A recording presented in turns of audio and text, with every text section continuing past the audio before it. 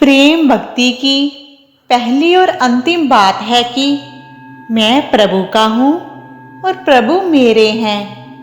जय श्री कृष्णा। माघ महात्म के हमने 20 अध्याय कर लिए हैं। अब हम 21वां और 22वां अध्याय करेंगे। जिन्होंने पहले वाले अध्याय नहीं श्रवण करे वो हमारे चैनल में जाएं, वहां उनको वीडियो मिल जाएंगी। जय श्री कृष्णा। माघ महीने के पवित्र महात्म के अब तक के अध्यायों का सार यही है कि हमें इस माघ महीने में तीर्थ स्थान में स्नान करना चाहिए। गंगा यमुना में इस महीने में स्नान करने से मोक्ष की प्राप्ति होती है। दान पुण्य करने चाहिए। श्री लक्ष्मी नारायण जी की पूजा करनी चाहिए। आइए 21वां अध्याय शुरू करते हैं। लोमश जी कहते हैं, पूर्व काल में अवंती देश में वीरसेन नाम का राजा था। उसने नर्मदा के किनारे राजसूय यज्ञ किया और अश्वमेध यज्ञ भी किए, जिनके खंभे सोने के बनवाए। ब्राह्मणों को अन्न का बहुत सा दान दिया गया और बहुत सी गायें, सुंदर वस्त्र और सोने के आभूषण दान में दिए गए। वह देवताओं का भक्त था और दान करने वाला व्यक्ति था। भद्रक नाम का एक ब्राह्मण, जो अत्यंत मूर्ख, कुलहीन, कृषि कार्य करने वाला, दुराचारी और अधर्मी था, वह बंधुओं का त्यागा हुआ इधर उधर घूमता हुआ देव यात्रियों के साथ प्रयाग में आया और माघ में उनके साथ 3 दिन तक स्नान किया। वह 3 दिन में ही निष्पाक हो गया और फिर वह अपने आवास चला गया। वह ब्राह्मण और राजा दोनों ही एक ही दिन मृत्यु को प्राप्त हुए। मैंने इन दोनों को इंद्रलोक में देखा। तेज, रूप, बल, स्त्री, वस्त्र और आभूषणों में दोनों समान थे। ऐसा देखकर उसके महात्म को क्या कहा जाए। राजसूय यज्ञ करने वाला स्वर्ग का सुख भोग कर फिर भी जन्म लेता है, परंतु संगम में स्नान करने वाला जन्म मरण से रहित हो जाता है। गंगा और यमुना के संगम की हवा के स्पर्श से ही बहुत से दुखों का नाश हो जाता है। अधिक क्या कहें, किसी भी तीर्थ में किए गए पाप माघ मास में प्रयाग में स्नान करने से नष्ट हो जाते हैं। मैं पिशाच मोचन नाम का एक पुराना इतिहास सुनाता हूँ। इस इतिहास को यह कन्याएं और तुम्हारा पुत्र भी सुने, उससे इनको समृद्धि प्राप्त होगी। पुराने समय में देवग्युति नाम का बड़ा गंभीर और वेदों का ज्ञाता एक वैष्णव ब्राह्मण था। उसने पिशाच को निर्मुक्त किया था। वेद निधि कहने लगे कि वह कहाँ का रहने वाला, किसका पुत्र, किस पिशाच को उसने निर्मुक्त किया था। आप विस्तार पूर्वक ये सब कथा मुझे बतलाइए। लोमश ऋषि जी कहने लगे, किलपज्ञ से निकली हुई सुंदर सरस्वती के किनारे पर उसका स्थान था। जंगल के बीच में पुण्य जल वाली सरस्वती बहती थी। वन में अनेक प्रकार के पशु भी विचरते थे। उस ब्राह्मण के श्राप के भय से पवन भी बहुत सुंदर चलती थी। सारा वन चैत्र रथ के समान था। उस जगह धर्मात्मा देवद्युति रहते थे। उनके पिता का नाम सुमित्र था और वह लक्ष्मी जी के वरदान से उत्पन्न हुए थे। वह सदैव आत्मा को स्थिर रखता, गर्मी में अपने नेत्र सूर्य की तरफ रखता, वर्षा में खुली जगह पर तपस्या करता, हेमंत ऋतु में सारस्वत सरोवर में बैठता और त्रिकाल संध्या करता। जितेंद्रिय और सत्यवादी था। अपने आप गिरे हुए फल और पत्तियों का भोजन करता। उसका शरीर सूखकर हड्डियां मात्र रह गया था। इस प्रकार उसको तप करते हुए वहां पर 1000 वर्ष बीत गए। तप के प्रभाव से उसका शरीर अग्नि के समान प्रज्वलित हो गया। विष्णु जी की प्रसन्नता से ही वह सब कर्म करता। दगीची ऋषि के वरदान से ही वह श्रेष्ठ वैष्णव हुआ था। एक समय उस ब्राह्मण ने वैशाख महीने की एकादशी को हरि की पूजा कर उनकी सुंदर स्तुति और विनती करी। उसकी विनती सुनकर भगवान जी उसी समय गरुड़ पर चढ़कर उसके पास आए। चतुर्भुज, विशाल नेत्र, मेघ जैसा स्वरूप, भगवान को स्पष्ट देखकर प्रसन्नता के मारे उसकी आंखों में आंसू आ गए।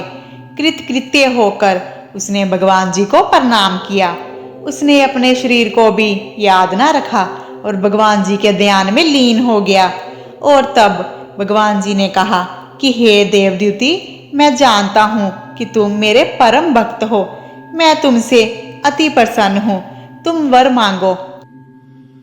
इस प्रकार भगवान जी के वचन सुनकर प्रेम के मारे लड़खड़ाती हुई वाणी में कहने लगा कि हे देवादिदेव, अपनी माया से शरीर धारण करने वाले आपका दर्शन देवताओं को भी दुर्लभ है। अब आपका दर्शन भी हो गया, मुझको और क्या चाहिए। मैं सदैव आपकी भक्ति में लगा रहूं। भगवान उसके वचन सुनकर कहने लगे कि ऐसा ही होगा, तुम्हारे तप में कोई बाधा नहीं पड़ेगी। जो मनुष्य तुम्हारे कहे गए स्तोत्र को पढ़ेगा या श्रवण करेगा, उसकी मुझ में अचल भक्ति होगी। उसके धर्म कार्य सांगोपांग होंगे और उनकी ज्ञान में परम निष्ठा होगी। 21वां अध्याय समाप्त हुआ। अगले अध्याय में भगवान जी इतना कहकर अंतर्ध्यान हो गए। तब देवनिधि कहने लगे, हे महर्षि, जैसे गंगा जी में स्नान करने से मनुष्य पवित्र हो जाता है, वैसे ही भगवान जी की इस कथा को सुनकर मैं पवित्र हो गया। कृपा करके उस स्तोत्र को कहिए जिससे उस ब्राह्मण ने भगवान जी को प्रसन्न किया था। लोम ऋषि जी कहने लगे, उस स्तोत्र को पहले गरुड़ जी ने पढ़ा।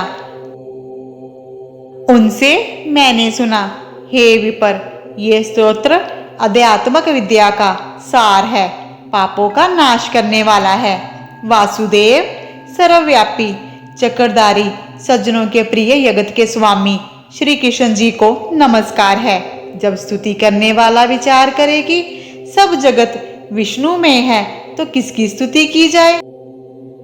जिस प्रभु के अनगिनत वेद हैं, फिर कौन सी स्तुति उनकी प्रसन्नता के लिए की जा सकती है। जिसको वेद नहीं जान सकते, ना वाणी ना मन जान सकता है, उसकी स्तुति में अज्ञानी क्या कर सकता है।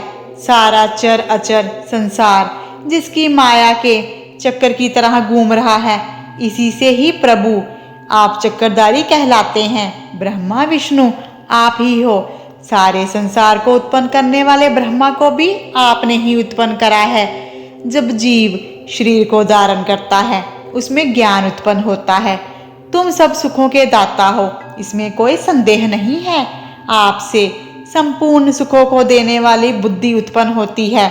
आप ही 5 काम इंद्रियां, 5 महाभूत और मन के विविध भाव हो। ब्रह्मा विष्णु रुद्र की कल्पना से आप संसार की कल्पना इसी प्रकार करते हो जैसे पिता पुत्री की करता है।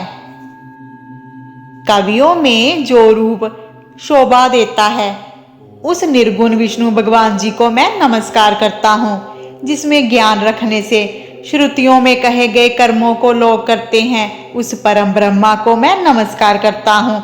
मैं उस संत रूपी हरि को, जिसको योगी लोग सब प्राणियों में आत्म रूप में देखते हैं, उपासना करते हैं, जिसको अद्भुत कहते हुए गाते हैं और यज्ञ करते हैं, उस माधव भगवान को मैं नमस्कार करता हूँ।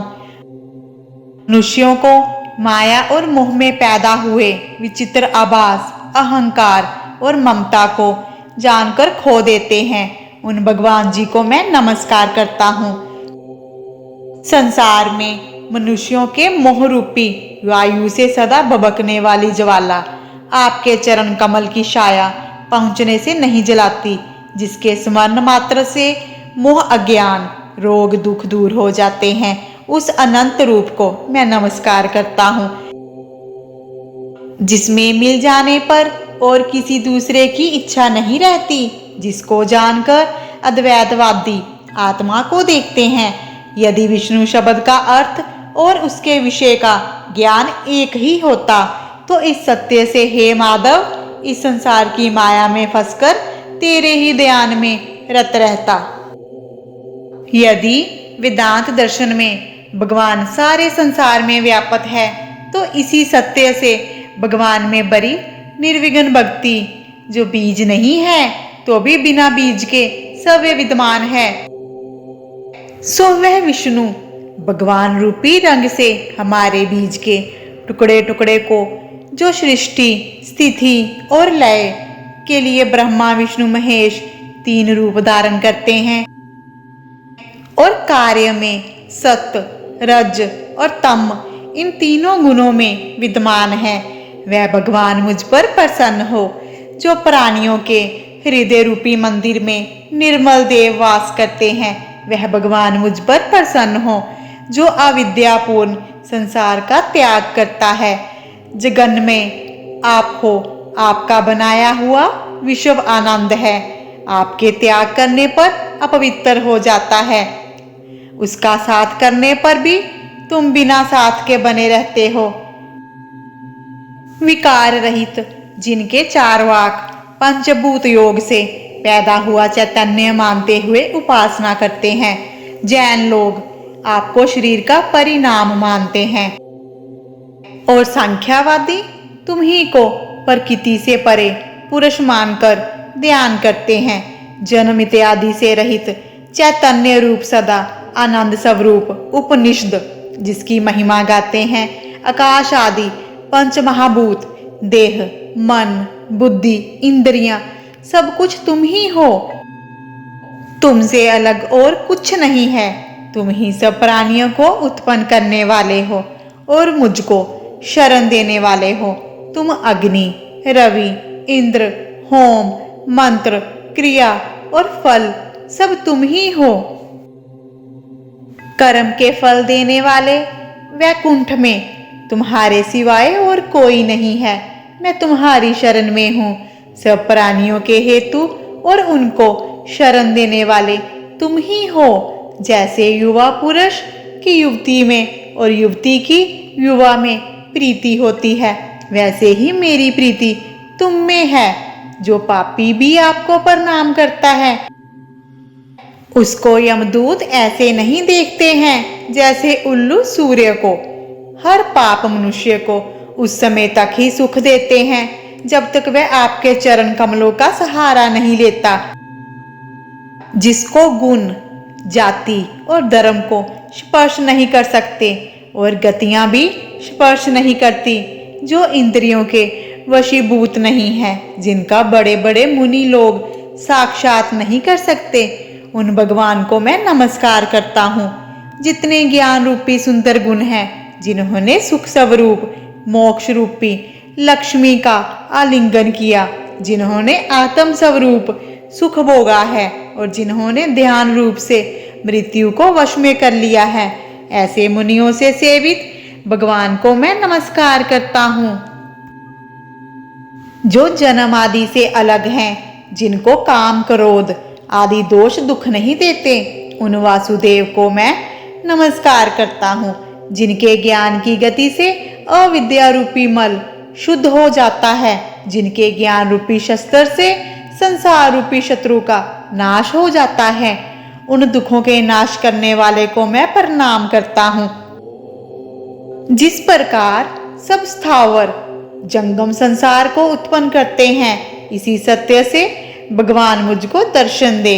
इस प्रकार उसकी सच्ची भक्ति देखकर भगवान जी ने प्रसन्न होकर उस ब्राह्मण को दर्शन दिए और ब्राह्मण की स्तुति से प्रसन्न होकर और उसको वरदान देकर भगवान जी अंतर्ध्यान हो गए और वह ब्राह्मण कृतकृत्य होकर भगवान में लीन हो गया और शिष्यों के साथ स्तोत्र पढ़ता हुआ तपोवन में रहने लगा।